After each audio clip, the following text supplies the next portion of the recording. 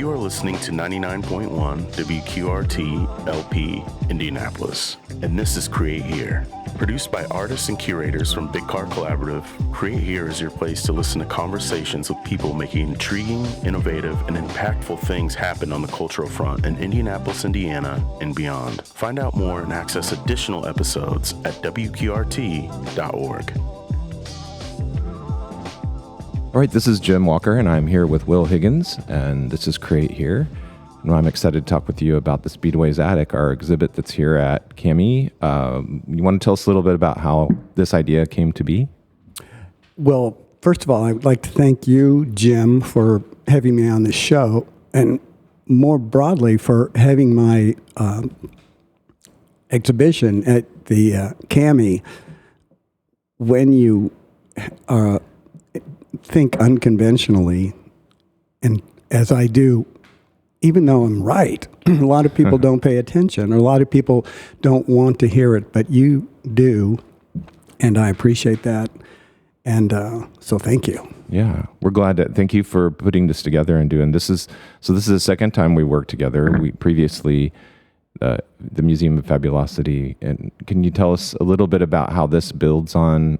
First of all, let's describe the Speedway's Attic.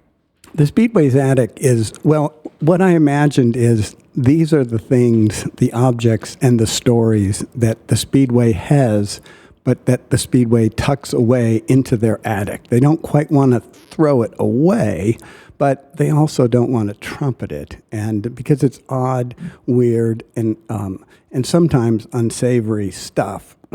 And so I imagine this, if the Speedway had a musty old dusty attic and you walked into it up the creaky stairs, this is what you would find. These stories are all absolutely true, and but they're hard to believe. But believe them, because they really are true. And I like this kind of story. I believe stories are immortality, and and I'm a big proponent of immortality. I wish everybody could be that. Yeah. I hate it that people are forgotten.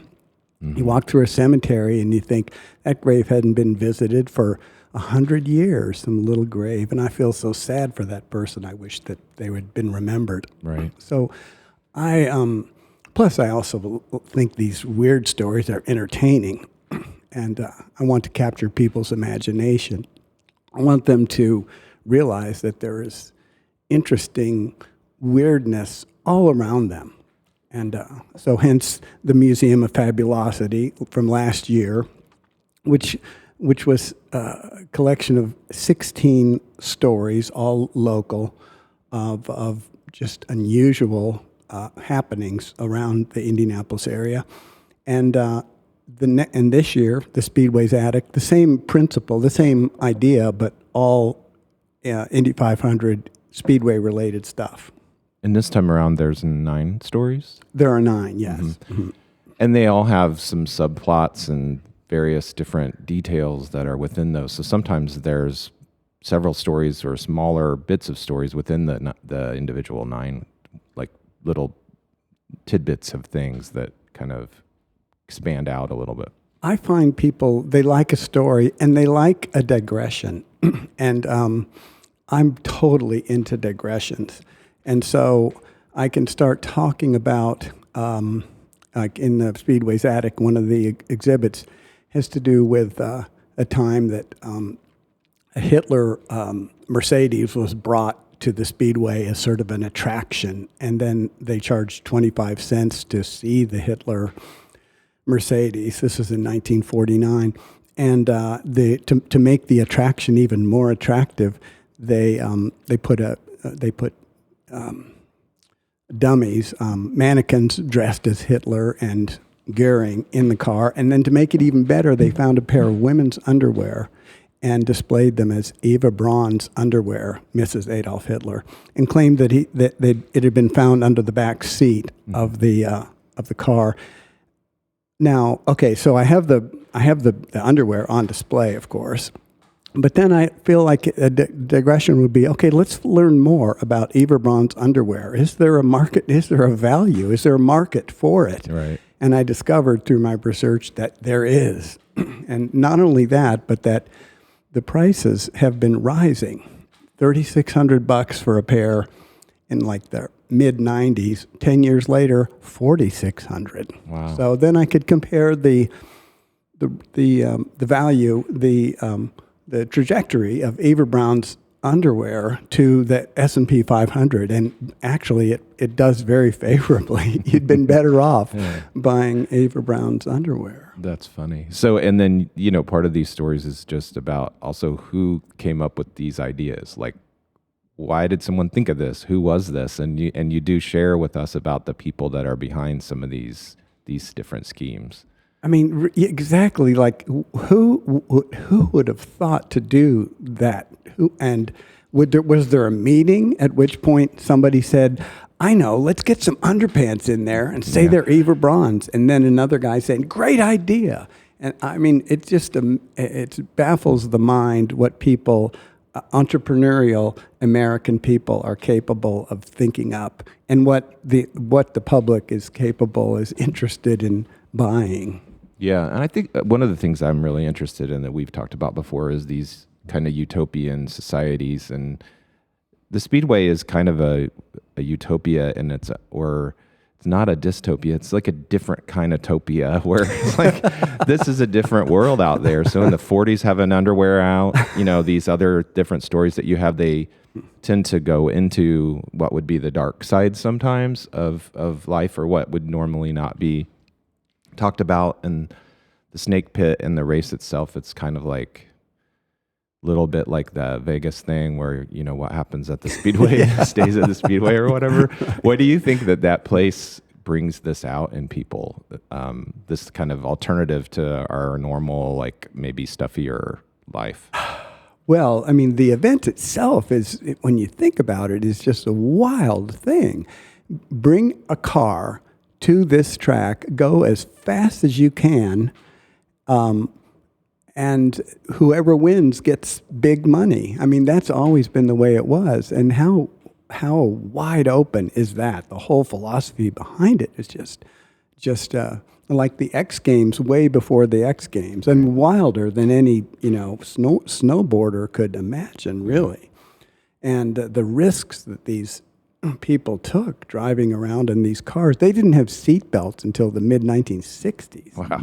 And they didn't have fire retardant suits. They were sometimes wearing T-shirts running these races. So maybe the kind of reckless abandon that the sport itself promotes, kind of gives everyone, the ticket buyers, license to be pretty cray-cray. Yes, it's right on the edge of life and death, and so you can just go ahead and live it up, I guess.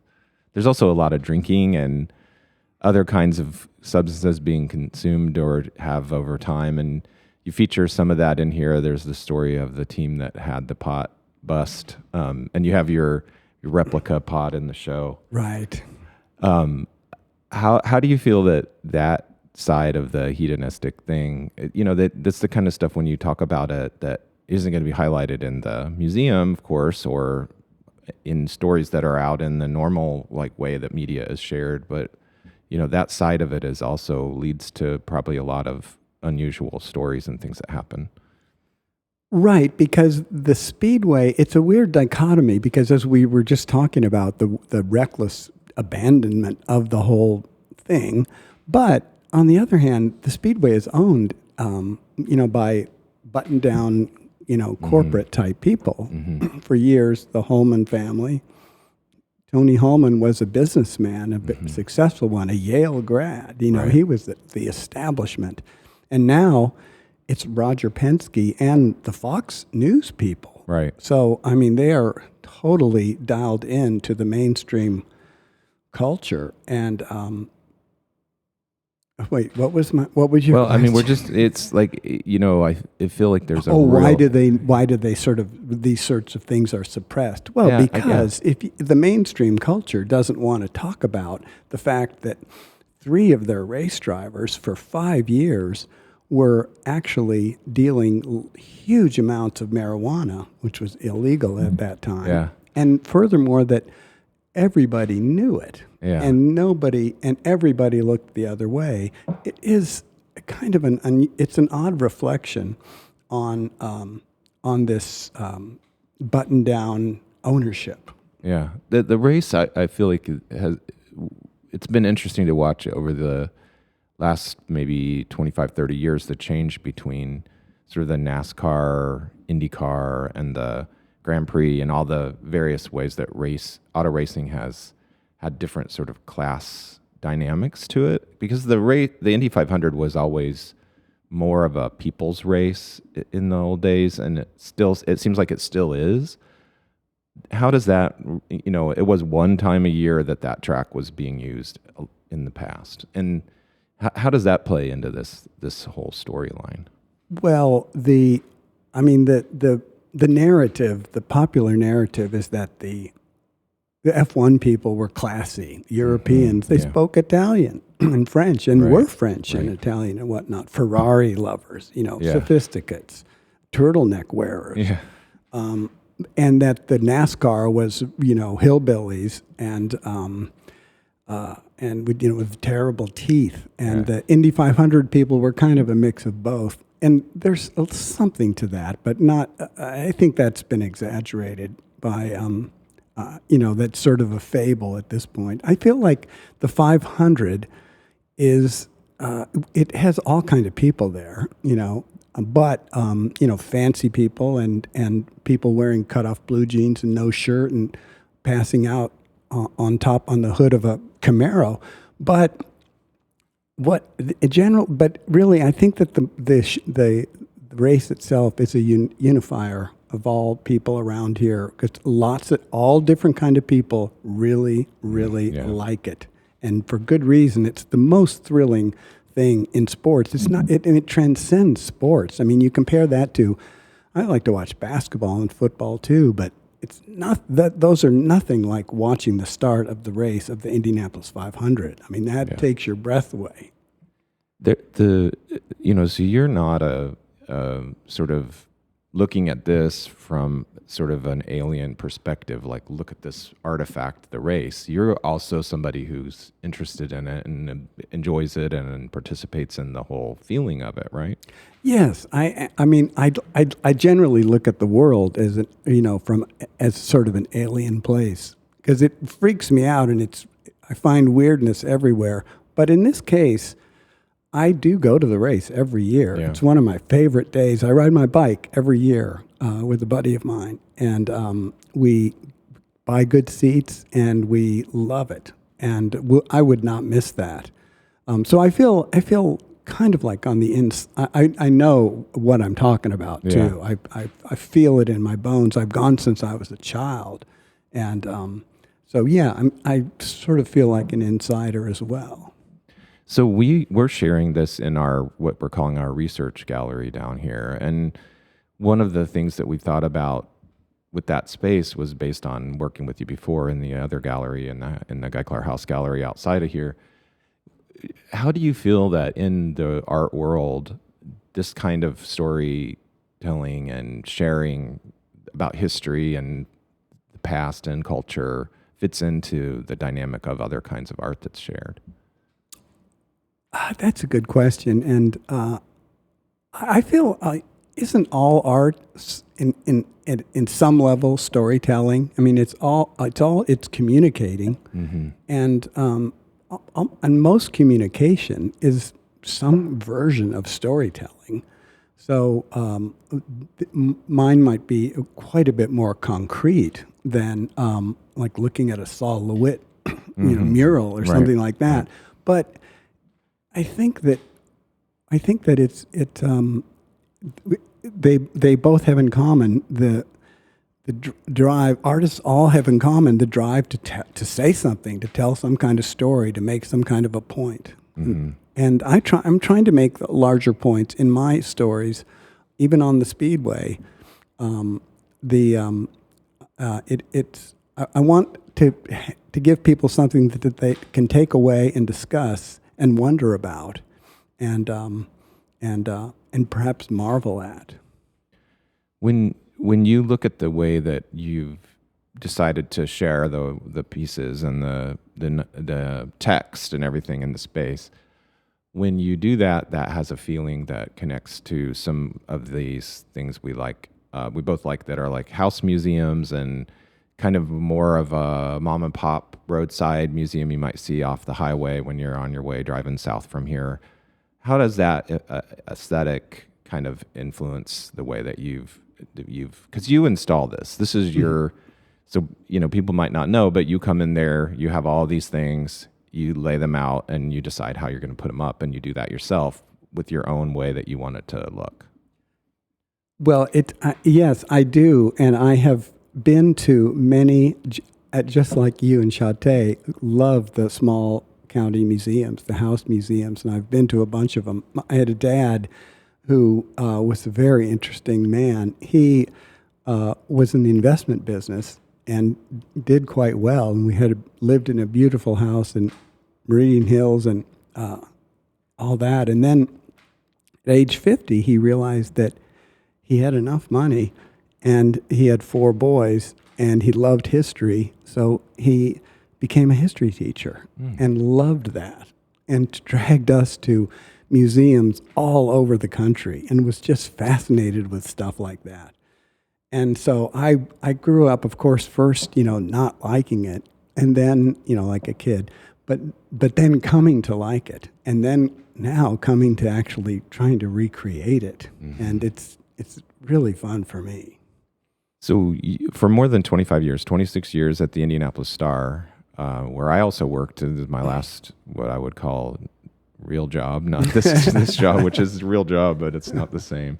How do you feel that journalism, we know it's changed a lot. So how can art, and can things like the Speedway's Attic be a way for people to continue to experience stories and journalism, out in the world and with a different sort of, it's not a publication per se, but it's another way of sharing your stories. Exactly. Yes, that's a great point. And yes, it is another way of getting these stories out. And so yeah, I hope it works, and I hope the best for journalism, because we've got to have it. And I do think, it's been hard times financially for all newspapers, but I do think the Star is doing a remarkably good job at hanging in there and working with, diminished resources, but still doing some really good work. And they've got some very smart and talented people over there, and I respect them tremendously. And it can't be easy compared to, oh my goodness, back when I started there, they were just making money hand over fist with the classified ads, and the whole business model was completely different. And now it's a great struggle. And so I respect them, and I'm rooting for them. Maybe another future idea could be about journalism, another way to tell stories of journalism. I was talking to my daughter, and she was out on the east side and came across the old Star grounds and was like, what was that? And I was like, yeah, they used to have, and they sold it like right when I started working there. But you went there, I bet. Well, I was just there the one time, but it was called the Fourth Estate, and it was a big piece of land out on the east side with a swimming pool. It was like a country club for the employees of the Star and News. A swimming pool, softball ball diamonds, fields. Right. And the picnics areas. It was very much of a. How nice is that? Yeah. I mean, and it was a family-owned business at the time, and they were lovely people. And I'm not really. I was only there literally one time, but I was aware it was a magnanimous gesture for these owners to make towards all of us. And the scale of that place, in some ways, is kind of like the Speedway. When you would walk into the back door of the Star building and those presses were running, and everybody walked past that to get to unless you came in the front door. But all of us who worked there came in through the back door and we saw the presses running the paper, it feels like to me that there's a lot of stories that I'm sure you know about with journalists, and that might be a neat thing for you to explore. Oh, that is a good idea. Because when I first went there, I'd never worked around older people before, and it was full of them, and they were the most eccentric, interesting, smart, brilliant, and just very interesting people, and they were so great. It took me a little while to kind of get in with them, but they were wonderful people, and I still see some of them. We have lunch every now and then. Yeah, and it was very nice of the Star to cover both the opening of the museum and your exhibit. Oh yeah. Heather Bushman, who I did not know, who came to interview me, and she was great, and I thought she did a really good story. And Michelle Pemberton, who I do know very well, her photographs were, as always, tops. So, if maybe we can end on a thought for people if they're going to come and visit. So, this is up through the end of August, as I understand, and we have it's only Monday and Tuesday we're closed, but people can come in the rest of the week. So if somebody's going to come find the space, how do you suggest that they approach this? Well, I would like you to devote maybe, and this is a big ask, but you can do the whole thing in 30 minutes. But if you've only got 15, then I would like you to just do part of it, because I'd like you to read the labels, the didactics in full, because the whole thing is sort of a juxtaposition of, when you walk in, it seems like, oh, this is a funky little hokey museum from some small county. But then when you read the stories, they're strange and weird and freaky and gonzo-ish. And so I find the juxtaposition of the writing versus the objects and the layout is what kind of the magic is in this thing. So I would ask you to please read. You can't blow through it; you won't get it. But if you stop and read the labels, you will, and I think you'll dig it. All right. Well, thank you very much, Will. I really enjoy showing your work here and continuing to share these stories, and we hope everybody finds their way down here, gets to check it out. Well, thank you again, Jim. It's a real pleasure to work with you guys.